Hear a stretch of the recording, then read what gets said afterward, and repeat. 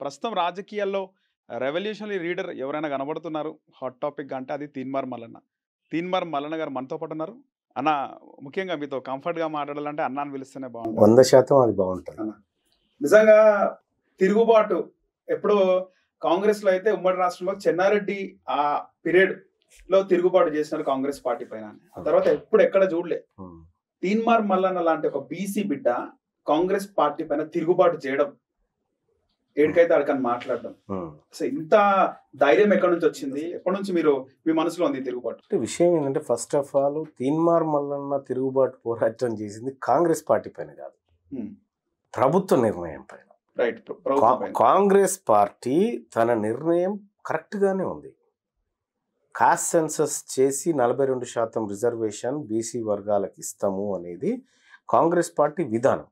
ఆ విధానాన్ని తీన్మార్ మల్లన్న ఎక్కడ వ్యతిరేకించలేదు. పైపెచ్చు ఆ విధానాన్ని ప్రజల్లోకి తీసుకుపోవడానికి, ప్రజలారా మీరందరూ కూడా ఇందులో పాల్గొనండి, కులగణంలో పాల్గొనండి, ఇది మన జీవితాలను మార్చేటువంటి కార్యక్రమం అని నేనే ప్రచారం చేసిన. ఇది ప్రభుత్వ కార్యక్రమం, ఇది పార్టీ కార్యక్రమం. అది ఇక ప్రభుత్వం కార్యక్రమానికి వచ్చినప్పుడు ఈ కాంగ్రెస్ పార్టీ ప్రజలకు ఇచ్చినటువంటి హామీని ఇంప్లిమెంట్ చేస్తా అని చెప్పి అధికారంలోకి వచ్చినటువంటి రేవంత్ రెడ్డి గారు కులగణన విషయంలో తప్పుడు లెక్కల ద్వారా ప్రజల్ని మభ్యపెట్టాలనుకుంటున్నటువంటి సందర్భంలో ప్రభుత్వ నిర్ణయాన్ని తగలబెట్టడం జరిగింది. రైట్. ఇక్కడ ఫస్ట్ పాయింట్ ఏంటన్నా, తప్పుడు లెక్కలు అనేటివి అంటే ఓసీలు ఇంతే, బీసీలు ఇంతే అని మాట్లాడుతుంటారు కదా. బీసీలు ఎక్కువ ఉంటారు, ఓసీలు తక్కువ.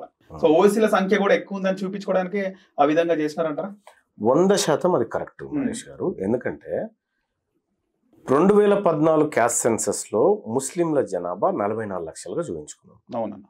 2024 మనం చేసినటువంటి క్యాస్ట్ సెన్సస్లో అందులోంచి ఇంకొక 5,000 మంది చనిపోయారు, తక్కువైనారు. సేమ్ టైము 2011లో అప్పర్ కాస్ట్ జనాభా 2025 నాటికి అప్పర్ కాస్ట్ జనాభా 16 లక్షల మంది కొత్తగా పుట్టారు. 16 లక్షల మంది 15 లక్షల మందికి 16 లక్షల మంది అదనంగా పుట్టారు అన్నట్టు. 44 లక్షలు ఉన్నటువంటి ముస్లింలకు కొత్తగా ఎవరు పుట్టలే, మీదికెళ్ళి 5,000 మంది అంటే. ఇంత అడ్డంగా ఆధారాలు డాక్యుమెంట్లలో దొరుకుతూ ఉంటే మరి తెలిసిన తర్వాత చదువుకున్నోడిగా, పట్టభద్రుల నియోజకవర్గం నుంచి వచ్చినోడిగా, మరీ ముఖ్యంగా బీసీ వర్గాల నుంచి వచ్చినోడిగా నేను ఎట్లా సమర్థిస్తాను నరేష్? దీన్ని తప్పని చెప్పడమే కదా. సరిదిద్దుకోవాల్సినటువంటి అవసరం కూడా ఉందని రాష్ట్ర ప్రభుత్వానికి సూచన చేసినాం. కానీ మీరు మాట్లాడిన మాటలు అంటే వినడానికి కూడా చక్కగా లేవు. ఉచ్చబోసి తగలబెట్టడం అని చెప్పి అనడం, ఇదే స్టూడియోలో మీరు తగలబెట్టడం జరిగింది. 100% ఆగ్రహంలో ఒక ఆవేదన ఉంది. నేనే చెప్పిన, ఎందుకంటే నీ జనాభా పెరగదు. 1,89,00,000గా సమగ్ర కుటుంబ సర్వేలో కేసీఆర్ గారు చూపించిన బీసీ జనాభా సడన్గా 1,50,00,000 ఎట్లా పడిపోతుందా? ఇదన్నీ ఇచ్చిపెట్టు, సమగ్ర కుటుంబ సర్వే కేసీఆర్ లెక్కలు పక్కన పెట్టు. 2011లో మొత్తం ఇండ్లు ఎన్ని ఇండ్లు ఉన్నాయి? 83.4 లక్షల ఇండ్లు, 83,40,000 ఇండ్లు ఉన్నాయి. దాంట్లో జనాభా 3,50,00,000 ఉన్నారు అని చెప్పి మనం 2011లో సెన్సెస్లో చెప్పినాం. అది యూపీఏ గవర్నమెంట్, కాంగ్రెస్ పార్టీ ప్రభుత్వం చేసినటువంటి దేశవ్యాప్త సర్వే. ఇప్పుడు ఎంత అని చెప్తా ఉన్నాం మనము? కేసీఆర్ రేవంత్ రెడ్డి గారు మాట్లాడుతూ 1,15,00,000 ఇండ్లు ఉన్నాయని చెప్పాడు. 83 లక్షలు, 1,15,00,000, వీటి మధ్యలో గ్యాప్ 32 లక్షలు. ఇక్కడ 83 లక్షల ఇండ్లు ఉన్నప్పుడు 3,50,00,000 జనాభా ఉంది. 1,15,00,000 ఇండ్లు ఉన్నప్పుడు కనీసం పెరిగిన 32 లక్షల ఇండ్లలోంచి ఒక్కరొక్కరన్నా యాడ్ కావాలి కదా ఈ 3.5 కోట్లకు. తద్వారా 3,80,00,000 చిల్లరకు పోవాలి కదా. కానీ మీరు ఇక్కడ 3,70,00,000 మంది ఉన్నారు తెలంగాణ జనం అని చెప్పి చెప్పడం, దాని వెనుక ఆంతర్యమైంది. పైపెచ్ తెలంగాణ రాష్ట్రంలో ఫిబ్రవరి 2 తారీఖు రోజు మొన్న ప్రభుత్వం ఒక లెక్కను బయటపెట్టినటువంటి సందర్భంలో మేము 1,12,00,000 ఇండ్లను మేము సర్వే చేసినాం. ఇంకొక 3 లక్షల చిల్లర సర్వే చేయాల్సి ఉంది అని మాట చెప్పినారు. అది చెప్తూ ఇంకొక 16 లక్షల మందిని సర్వే చేయాలని చెప్పిండు. ఉమ్. ఈ 16 లక్షల మంది ఉన్నట్టు నీకేం తెలుసు?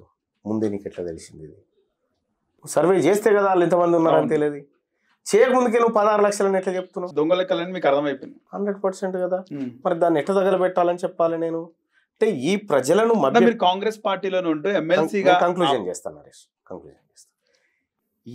ఈ సర్వే ద్వారా బీసీ, ఎస్సీ, ఎస్టీ, మైనార్టీల లెక్కలు తక్కువ చూపించి అప్పర్ క్యాస్ట్ లెక్కలు పెంచి చూపించి ఈడబ్ల్యూఎస్ను రక్షించుకోవడానికి డ్రామా ఆడినటువంటి ఈ సర్వే పత్రాలను నేను చెప్పిన కదా అట్లే తగలబెట్టమని చెప్తా ఉన్నా ఈరోజు కూడా. ఓకే, కానీ మీరు ఆ పార్టీ నుంచే ఎమ్మెల్సీగా గెలిచి ఆ పార్టీ అధికారంలో రావడానికి ప్రయత్నించినారు. మొత్తం 45 నియోజకవర్గాల వరకు విస్తృతంగా తిరిగినారు, మేము ప్రత్యక్షంగా చూసినాం. ఆ తర్వాత ఆ పార్టీలో ఎమ్మెల్సీగా గెలిచినారు. కానీ అదే పార్టీలో ఉంటూ అంత పెద్ద ఎత్తున నిరసన తెలపడం అవసరమా? విషయం ఏంటంటే నరేష్, మనకు తెలిసిన నిజాన్ని మనకు తెలిసినాక కూడా ప్రజల్ని మభ్యపెడుతూ ఇది బాగుందని చెప్పడం అంతకుమించిన నయవంచన ఇంకోటి ఉండదు. మీకు అనిపించింది ఎప్పుడన్నా ఇంకా 4 ఏళ్ళు ఉంది అధికారం, అంటే ఎందుకు తిరుగుబాటు చేయాలి? విషయం ఏంటంటే నా స్వార్థం కోసం అయితే, నేను పదవుల కోసమో ఇంకో దాని కోసం అయితే ఇవన్నీ పక్కకు పెట్టాలి నరేష్. నేను అవన్నీ పక్కకు పెట్టి ఇటెందుకు వచ్చినా? ఇక్కడ అన్యాయం జరుగుతుందని వచ్చిన. కాంగ్రెస్ పార్టీ ఈ తప్పుడు సర్వే చేయాలని మేనిఫెస్టోలో పెట్టిందా? రాహుల్ గాంధీ గారు ఏం ఆలోచన ఉంది? ఇక్కడ ఏమి ఇంప్లిమెంట్ జరుగుతాం? పార్టీ విధానం పొరపాటు కాదు, దాన్ని ఇంప్లిమెంట్ చేయాల్సినటువంటి వ్యక్తి చేసిన పొరపాటు. తీర్మార్మలన్న ఇంకా పవర్, ఇంకా 4 ఏళ్ళు ఉంది, అధికారాన్ని అనుభవించవచ్చు, ఏమైనా చేయొచ్చు, చేసుకుంటే నా సొంతం కోసం చేసుకోవాల్సిందే కదా అవన్నీ.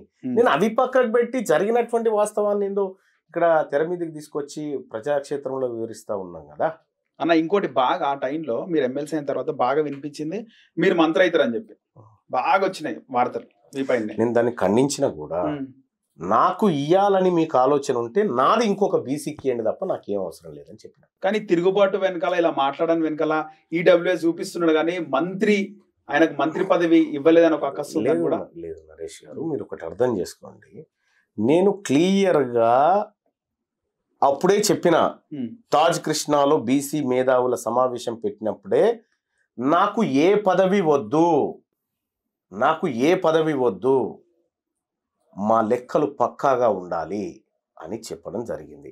తీన్మార్ మళ్ళీ నాకు పదవి కావాలంటే రేవంత్ రెడ్డి గారు ఎంత తిరుగుకుంటా అన్న నాకు మంత్రి పదవి అని తిరగాలి. నేను ఎందుకు విభేదిస్తా భయ్? నాకు పదవులు కావాలంటే వాళ్ళంటుంటా కానీ ప్రజలంటే ఎందుకుంటా? కాంగ్రెస్ పార్టీలో ఉద్దండులు ఉన్నారన్న, హేమీలు ఉన్నారు, వాళ్ళు ఎక్కడ కూడా లైమ్ లైట్ లో లేరు.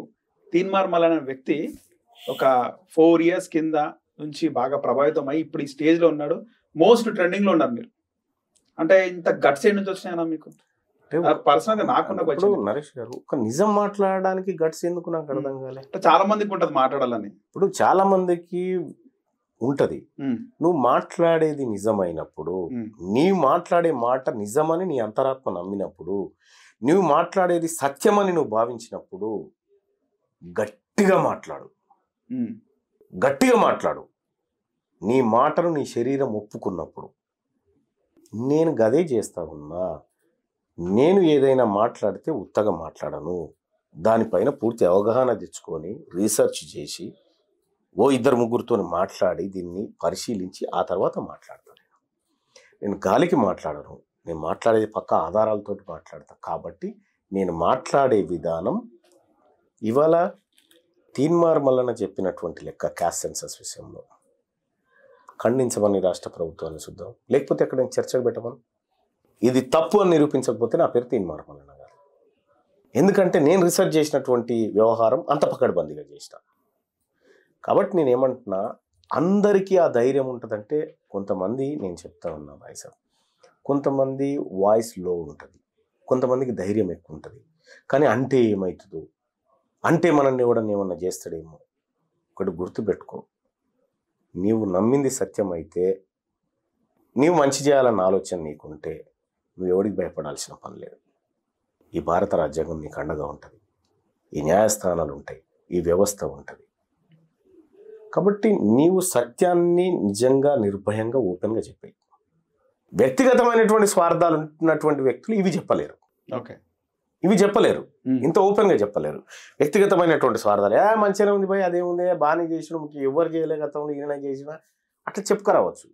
నాకు ఆ స్వార్థం లేదు కాబట్టి, నాకు ఈ ప్రజల శ్రేయస్కరమే ఇంపార్టెంట్ కాబట్టి నేను ఓపెన్గా మాట్లాడతాను. మీరు చేస్తున్న ఈ తిరుగుబాటుతో, ఈ బీసీ రాజ్యాధికారంతో, ఈ నినాదంతో ప్రభుత్వంలో, కాంగ్రెస్ ప్రభుత్వంలో ఉన్న బీసీలు హాయిగా ఊపిరి పీల్చుకున్నట్టు తెలుస్తుంది. అంటే విషయం ఏంటంటే ఇప్పుడు అంటే వాళ్ళకి చేతికి మట్టనకుండా పని అయిపోతుంది. అంటే విషయం ఏంటంటే వాళ్ళకి మంచి జరిగితే తప్పేంది. ఇప్పుడు ఒక అక్కడే కాదు, ఇవాళ తెలంగాణ రాష్ట్రంలో బీసీ నినాదాన్ని విస్తృతంగా ప్రజల్లోకి తీసుకుపోయి బీసీలం రాజ్యాధికారం అనేటువంటి మాట మాట్లాడినాం. మీరు ఈ నినాదానికి వ్యతిరేకంగా ఒక రెడ్డి క్యాండిడేట్కు టికెట్ ఇచ్చి నరేందర్ రెడ్డిని అక్కడ నిలబెడితే బీసీలంతా కలిసి తొక్కి పారేసి ఓడగొట్టినారు. ఇలా 5 ఎమ్మెల్సీ స్థానాలు భర్తీ అవుతా ఉంటే అనివార్యంగా బీసీలకు ఇచ్చి తీరాల్సిందే నిర్ణయానికి వచ్చి 5ట్లో 3 బీసీలకు, 1 ఎస్టీకి, 1 ఎస్సీకి దక్కింది. ఒకవేళ ఈ వాదము, ఈ ఆవేదన, ఈ లొల్లి జగడం లేకపోతే మీరే మంచక తిందురు కదా. మళ్ళీ అవి ఎక్కడో ఓ చోట మా బీసీ బిడ్డలకు అయితే అవకాశాలు దొరుకుతున్నాయి కదా. ఇటు రేవంత్ రెడ్డి, అటు కేసీఆర్ ఇద్దరు కూడా ఈ తీన్మార్ మల్లన్న గారు ఏం చేస్తున్నాను చూస్తున్నారంటారా? నేను వాళ్ళ గురించి ఏం పట్టించుకునే పనులు లేదు. కానీ వాళ్ళంతా ఇప్పుడు గతంలో కేసీఆర్ గారు నా ఫోన్లు ట్యాప్ చేసి నన్ను జైల్లో పెట్టి నన్ను ఏం చేయగలిగిండా? మాక్సిమం ఏం చేయగలిగిండు? తీన్మార్ మల్లన్న చెప్పిండు, నిన్ను ప్రగతి భవన్లకి గొర్ర బయటికి గుంజుకొచ్చి బయట వారేయకపోతే నా పేరు తీన్మార్ మల్లన్న కాదన్న. మొన్న ఎన్నికల్లో తెచ్చి బయట పారేసిన, నేను రాకముందుకే వెళ్ళిపోయినావు కదా. తీన్మార్ మల్లన్న ఏదైనా ఒకటి చెప్తే దానికోసం ఎన్ని కష్టాలు ఎదుర్కొనైనా సరే దాన్ని ఖచ్చితంగా నెరవేరుస్తాడు. మిమ్మల్ని తీన్మార్ మల్లన్న అని పిలుస్తుంటారు, అసలు పేరు చింతపండు నవీన్. మీకు నవీన్ అని పిలిస్తే బాగుంటుందా, లేకపోతే తీన్మార్ మల్లన్న అని పిలిస్తే ఎట్లా, ఏది బాగుంటుంది? అంటే ఒకటి ఏంటంటే, నేను తీన్మార్ మల్లన్న అనేటువంటి పేరుని గజెట్లో మార్పించుకున్నాను. ఇప్పుడు నా ఒరిజినల్ పేరు తీన్మార్ మల్లన్న, అంతే. ఒరిజినల్ పేరు తీన్మార్ మల్లన్న. నవీన్ కుమార్ అనేటువంటి ఒక మోడర్న్ నేమ్ ఉండొచ్చు కానీ నేను ప్రజలకి నాకు బాండింగ్ ఏర్పడ్డటువంటి నేమ్ ఇది కాబట్టి తీన్మార్ మల్లన్న అనేటువంటి దానికి ఎక్కువ ఇష్టపడతాను. తీన్మార్ మల్లన్న ఒక్కనే కాదు బై సాబ్, ఈ ప్రజాక్షేత్రంలో ఉన్నటువంటి చాలా మందిని చూస్తే మందకృష్ణ మాదిక్ గారు ఉన్నారు. ఆ అన్న ఒరిజినల్ పేరు మంద ఏలియా మందకృష్ణ అయింది. గద్దరన్ ఉన్నాడు, ఆయన పేరు విఠలరావు, గుమ్మడి విఠలరావు, ఆయన గద్దరన్ అయింది. అంటే ఈ పోరాట పరంపరలో కొంతమంది వ్యక్తుల పేర్లకు సమాజానికి కొంత అవినాభావ సంబంధం ఏర్పడుతుంది, దాన్ని అట్లా ఫిక్స్ అయిపోతారు. కానీ మీ పేరు తెలియని వాళ్ళైతే ఉండరు. ఓ చిన్న ఏజ్లో మంచి అవకాశం వచ్చింది, సో ముఖ్యంగా ముఖ్యమంత్రి అవ్వడమే నా ధ్యేయంగా, బీసీ రాజ్యాధికారం రావాలని మాట్లాడుతున్నారు. కొట్లాడతారా ముఖ్యమంత్రి? తీన్మార్ మల్లన్న ముఖ్యమంత్రి కావాలని ధ్యేయమని నేను ఎక్కడ చెప్పలేదు పైసా. మనకు ఇంటర్వ్యూలు అన్నారు ముఖ్యమంత్రి అవసరమైతే ప్రధాని అవుతా అన్నారు. ఆ యాంకరు తీన్మార్ మల్లన్న గారు ముఖ్యమంత్రి అవుతారా అంటే అవకాశం వస్తే ప్రధానమంత్రులను కూడా అయితే బీసీలమని చెప్పిన. నేనేమంటున్నా అంటే, మీకు ఎలాంటి ఆకాంక్ష లేదా, లేకపోతే బీసీలకు నేనేం చెప్తా ఉన్నా, బీసీలను ముఖ్యమంత్రిని చేయాలి 2028 నాటికి. అంతకుమించి అందరూ ఒప్పుకున్నది అన్నది. ఇప్పుడు రేవంత్ రెడ్డి గారిని తీసేసి ఈయన పర్ఫార్మెన్స్ బాగాలేదా, ఓ బీసీని పెడతామంటే హ్యాపీయే కదా. మీరు అన్నదాన్ని కూడా ఆయన ఒప్పుకున్నాడు కదా. ఏమని? అవునయ్యా అయితే చివరి ఆయన నోటి నుంచి కూడా అన్నాడు.